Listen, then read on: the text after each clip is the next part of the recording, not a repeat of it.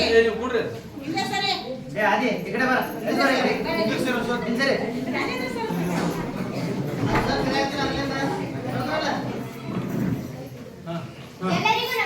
79ನೇ ಸ್ವಾತಂತ್ರ್ಯ ದಿನಾಚರಣೆಯ ಶುಭಾಶಯಗಳು.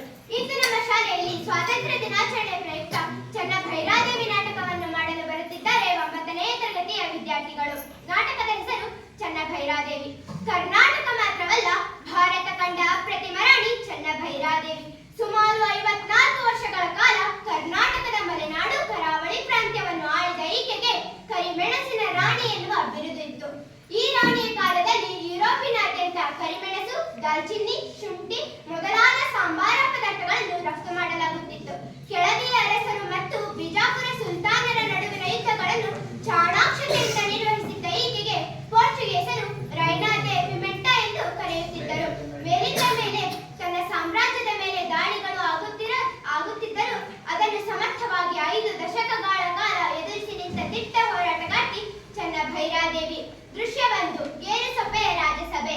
ಮಹಾಮಂತ್ರಿ ವರ್ತಮಾನ ಸಿದ್ಧಾಂತಿಗಳು, ದಂಡನಾಯಕ ಭೈರವ ನಾಯಕ, ಹೊನ್ನಾವರದ ಕೊತವಾಲ ಕಂಠಪ್ಪ ನಾಯಕ, ಕಾರ್ಭಾರಿ ಸತ್ರಾಜಿತ ಶೆಣೈ ಹಾಗೂ ಸ್ತುತಿ ಪಾಠಕರು ರಾಣಿಯ ಪ್ರವೇಶವನ್ನು ಉದ್ಘೋಷಿಸುತ್ತಾರೆ. ಗೇರುಸೊಪ್ಪೆ ಭೈರಾದೇವಿ ಅಮ್ಮನವರಿಗೆ ಜಯವಾಗಲಿ. ಚನ್ನಭೈರಾದೇವಿ ಅಮ್ಮನವರಿಗೆ ಜಯವಾಗಲಿ. ಹಾ ಸರಿ, ಎಲ್ಲರೂ ಕುಳಿತುಕೊಳ್ಳಿ.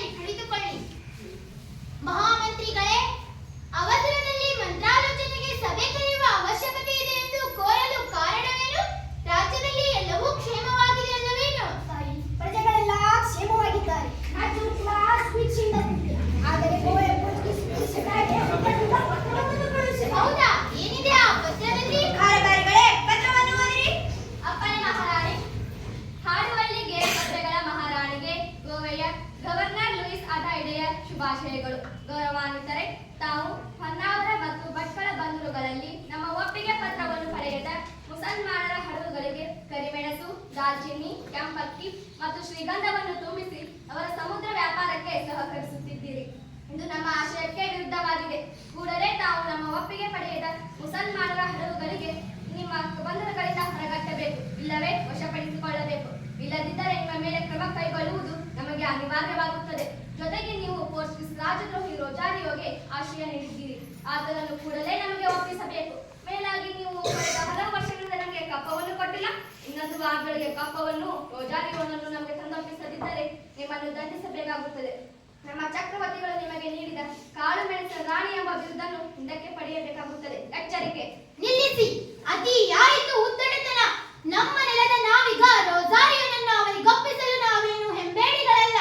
ನಾವು ಮುಸಲ್ಮಾನರೊಡನೆ ವ್ಯಾಪಾರ ಮಾಡಲು ಇವರದೇನು ಅಡ್ಡಿ? ಇನ್ನು ಕಪ್ಪ ಕೊಡಲು ಈ ನೆಲ ಇವರಪ್ಪನದಲ್ಲ. ಕಾರಬಾರಿಗಳೇ, ಕೂಡಲೇ ಅವರಿಗೆ ಪತ್ರಿಸಿ. ಅವರ ಯಾವ ಕರಾರುಗಳನ್ನು ನಾವು ಒಪ್ಪುವುದಿಲ್ಲ. ನಮಗೆ ಕೊಟ್ಟ ಬಿರುದನ್ನು ಅವರೇನು ಹಿಂದಕ್ಕೆ ಪಡೆಯುವುದು? ನಾವೇ ಅದನ್ನು ಅವರಿಗೆ ಹಿಂದಿರುಗಿಸುತ್ತೇವೆ. ಬಿರುದು ಕೊಡಲೆಂದು ಇವರನ್ನು ಬೇಡಿಕೊಂಡಿದ್ದೇವೇನು? ಹಿಂದೆ ಅವರಿಗೆ ನಮ್ಮ ಉತ್ತರವನ್ನು ಕಳುಹಿಸಿ. ಭೈರವ ನಾಯಕರೇ, ಹೊಗೆವಟ್ಟಿ ಮತ್ತು ಇತರೆಡೆ ಬೀಡು ಬಿಟ್ಟ ಸೈನ್ಯ ಕೂಡಲೇ ಹೊನ್ನಾವರಕ್ಕೆ ಬರಲಿ. ಹೊನ್ನಾವರದ ಬಂದರಿನ ರಕ್ಷಣೆಗೆ ಇನ್ನಷ್ಟು ಯೋಧರನ್ನು ನೇಮಿಸಿ. ಹೊನ್ನಾವರದಲ್ಲಿರುವ ನಮ್ಮ ನಾವಿಕ ಸರದಾರ ರೊಜಾರಿಯೋನನ್ನು ಕೂಡಲೇ ಕಾನೂರಿಗೆ ಕಳುಹಿಸಿ. ಕಂಠಪ್ಪ ನಾಯಕರೇ, ಹೊನ್ನಾವರದ ಕೋಟೆ ಸುಭದ್ರವಾಗಿದೆ ಅಲ್ಲವೇನು? ನಿಮ್ಮ ದಯೆಯಿಂದ ಎಲ್ಲವೂ ಸುಭದ್ರವಾಗಿದೆ ಮಹಾರಾಣಿ. ನಮ್ಮಲ್ಲಿ 300 ಮಂದಿ ಸಶಸ್ತ್ರ ಕಾವಲು ಪಡೆ ಯೋಧರಿದ್ದಾರೆ. ಅಗತ್ಯ ಬಿದ್ದರೆ ಆ ದಂಡನಾಯಕರ ಬಳಿ ಹೆಚ್ಚು ನೆರವು ಕೇಳುತ್ತೇನೆ. ಮಹಾರಾಣಿಯವರೇ, ನಿಮ್ಮನ್ನು ನೋಡಲು ಶಬಲೆ ಕಾಯುತ್ತಿದ್ದಾಳೆ. ನೀವು ಅಪ್ಪಣೆ ಕೊಟ್ಟರೆ ಶಬಲೆಯನ್ನು ಕರೆದುಕೊಂಡು ಬರುವುದು. ಸರಿ, ಶಬಲೆಯನ್ನು ಒಳಗೆ ಕಳುಹಿಸಿ. ಶಬಲೆ ಮಹಾರಾಣಿಯವರಿಗೆ ಜಯವಾಗಲಿ. ತಮ್ಮಲ್ಲಿ ಅರಿಕೆ ಮಾಡಿಕೊಳ್ಳಲು ಅವಸರದ ಸಂಗತಿ ಏನಿದೆ ಮಹಾರಾಣಿ? ಹೇಳು ಶಬಲೆ, ಆ ನಿನ್ನ ಸಂಗತಿಯನ್ನು. ಮಹಾರಾಣಿ, ಗೋವೆಯ ಗವರ್ನರ್ ಲೂಯಿಸ್ ಅಡೈಡೆಯ ನಾವಿಕದಂದು ಹೊನ್ನಾವರದ ಮೇಲೆ ದಾಳಿ ಮಾಡಲು ಯುದ್ಧಕ್ಕೆ ಸಿದ್ಧವಾಗಿ ನಿಂತಿದೆ. 2 ದಿನದಲ್ಲಿ ಖಂಡ ಗೋವೆಯಿಂದ ಹೊರಡಲಿದೆ. ಹೌದೇನು? ಪತ್ರದಲ್ಲಿ ಆತ 1 ವಾರದ ಗಡುವು ಕೊಟ್ಟಿದ್ದ.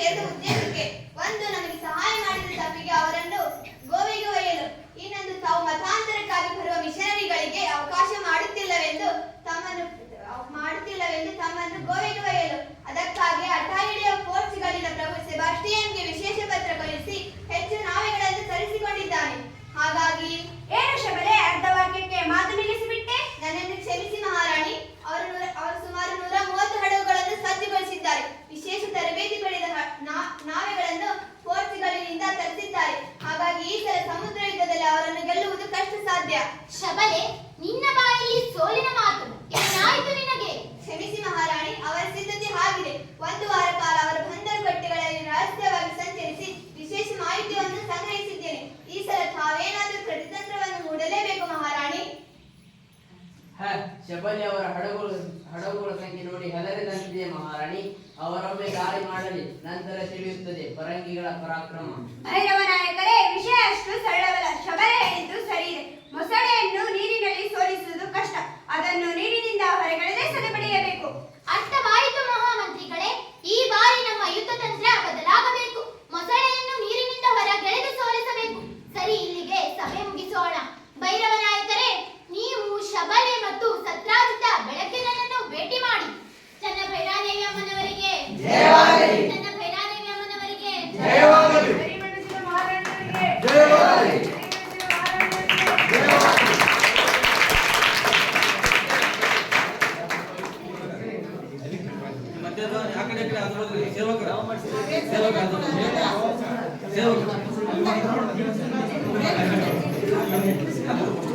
ಈ ಕಡೆ ಬನ್ನಿ. ಅದೇನೆಂದರೆ, ಪೋರ್ಚುಗೀಸರು ಹೊನ್ನಾವರದ ಕೋಟೆಯ ಮೇಲೆ ದಾಳಿ ಎಸಗಲು ಪ್ರಾರಂಭಿಸಿದ ಕ್ಷಣ ಅದಕ್ಕೆ ಪ್ರತಿಯಾಗಿ ಚನ್ನ ಭೈರಾದೇವಿ ಹಾಗೂ ಸೈನಿಕರು ಮೊದಲೇ ಹೊನ್ನಾವರ ಕೋಟೆಯ ಕಾಳು ಮೆಣಸಿನ ಸಂಪತ್ತನ್ನು ಅವರಿಗೆ ದೊರೆಯದಂತೆ ಮಾಡಿ ಚಾಣಾಕ್ಷತನದಿಂದ ದಟ್ಟ ಅರಣ್ಯದ ಮಧ್ಯದಲ್ಲಿ ಕಾನೂರು ಕೋಟೆಯಲ್ಲಿದ್ದ ಲೂಯಿಸ್ ಅಟ್ಟಾಯಿಯನ್ನು ಹಾಗೂ ಅವನ ಸೈನಿಕರು ಅಲ್ಲಿಗೆ ಬರುವ ಹಾಗೆ ತಂತ್ರ ರೂಪಿಸುತ್ತಾರೆ. ತನ್ನ ಭೈರಾದೇವಿಯ ಸೇನೆಯವರು ಕಾಡಿನ ಜನರ ಸಹಾಯದೊಂದಿಗೆ ಪೋರ್ಚುಗೀಸರ ಮೇಲೆ ದಾಳಿ ನಡೆಸುತ್ತಾರೆ. ಸಮುದ್ರ ತೀರದಲ್ಲಿ ನಿಂತಿದ್ದ ಹಡಗುಗಳಿಗೆ ಬೆಂಕಿ ಹಚ್ಚುತ್ತಾರೆ. ಕತ್ತಲಲ್ಲಿ ಕಂಗೊಳಿಸದ ದೀಪಗಳಿಂದ ಪೋರ್ಚುಗೀಸರ ದಿಕ್ಕು ತಪ್ಪಿಸಿ ಅವರನ್ನು ತಪ್ಪು ದಾರಿಯಲ್ಲಿ ಓಡಿಸುತ್ತಾರೆ. ಅಟಾಯಿಡೆಯ ಸೈನಿಕರು ಮಣ್ಣಿನ ದಾರಿಗಳಲ್ಲಿ ಸಿಲುಕಿಕೊಂಡರು. ಬೆಟ್ಟಗಳ ನಡುವೆ ಬೀಳುತ್ತಿದ್ದ ಬಂಡೆಗಳು ಅವರ ಮಾರ್ಗವನ್ನು ತಡೆದವು. ಪೋರ್ಚುಗೀಸರು ಬರುವ ಮಾರ್ಗದಲ್ಲಿ ಕಾಡಿನಲ್ಲಿ ದೊಡ್ಡ ದೊಡ್ಡ ಗುಂಡಿಗಳನ್ನು ತೋಡಿ ಹುಲ್ಲಿನಿಂದ ಮುಚ್ಚಿ ಅವರು ಆ ಗುಂಡಿಯಲ್ಲಿ ಬೀಳುವಂತೆ ಮಾಡುತ್ತಾರೆ. ಬೆಟ್ಟದ ಎತ್ತರದ ತುದಿಗಳಿಂದ ಬಂಡೆಗಲ್ಲುಗಳನ್ನು ಅವರ ಮೇಲೆ ಉರುಳಿಸುತ್ತಾರೆ. ಪೋರ್ಚುಗೀಸ್ ಸೈನ್ಯದ ಮೇಲೆ ದೊಡ್ಡ ದೊಡ್ಡ ಮರಗಳನ್ನು ಮೈತುರಿಸುವ ಗಿಡಗಳನ್ನು ಅವರ ಮೇಲೆ ಎಸೆಯುತ್ತಾರೆ. ಮುಖದ ಮೇಲೆ ಬೊಬ್ಬೆಗಳು ಬರುವ ಗಿಡದ ರಸವನ್ನು ಅವರ ಮುಖದ ಮೇಲೆ ಹಿಂಡುತ್ತಾರೆ. ಹಾವು, ಚೇಳು, ಹುಲಿ, ಕರಡಿಗಳಿಂದ ಪೋರ್ಚುಗೀಸರನ್ನು ನಲುಗಿಸುತ್ತಾರೆ. ಕೊನೆಗೆ ಲೂಯಿಸ್ ಅಟಾಯಿಡೆ ಶರಣಾಗುತ್ತಾನೆ. ಆದರೆ ಚನ್ನ ಭೈರಾದೇವಿ ಮಾನವೀಯತೆ ದೃಷ್ಟಿಯಿಂದ ಅವರಿಗೆ ಅನ್ನ ನೀರು ಹಾಕಿ ಬಿಟ್ಟು ಕಳಿಸುತ್ತಾಳೆ. ಇಲ್ಲಿಗೆ ನಾಟಕ ಮುಕ್ತಾಯವಾಯಿತು.